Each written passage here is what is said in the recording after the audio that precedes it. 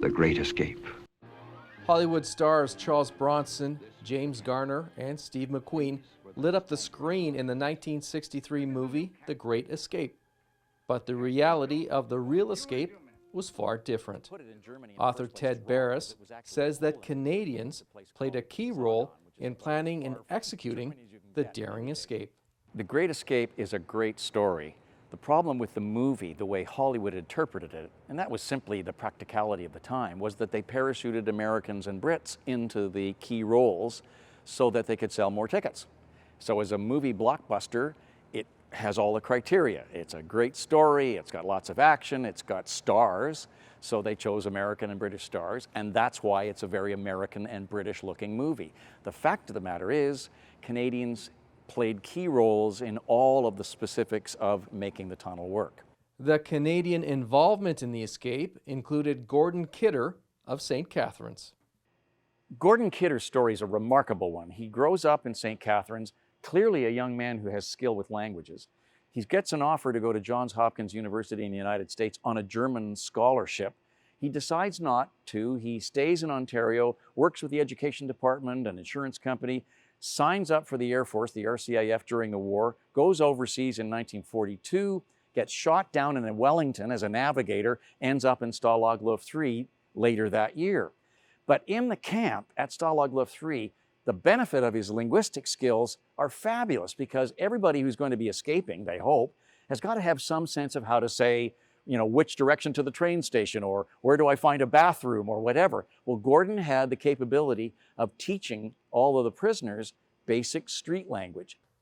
Kidder would be one of 80 men to break out. All but 3 were recaptured. 50 would be executed after the escape, including Flight Lieutenant Gordon Kidder.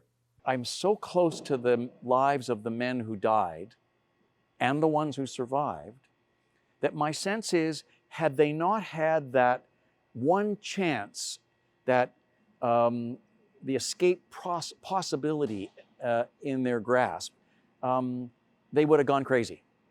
If you're confined for a long time, if your freedom is constrained, taken away, you strive for it. These young men needed something to grab onto that might give them a sense of hope, something to focus on, something to give them the esprit de corps, something to bring out the skills that each of them had to contribute to maybe get away. So it was a psychological lift to have that escape plan, even though in the end, it ended up killing 50 of them.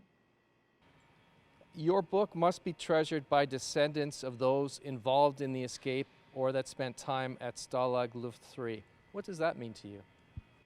To know that the sons and daughters and the grandchildren, and in some cases the brothers and sisters of the POWs at Stalag Luft 3 and those who'd participated in the Great Escape is being read by those people gives me great pride and a sense of achievement.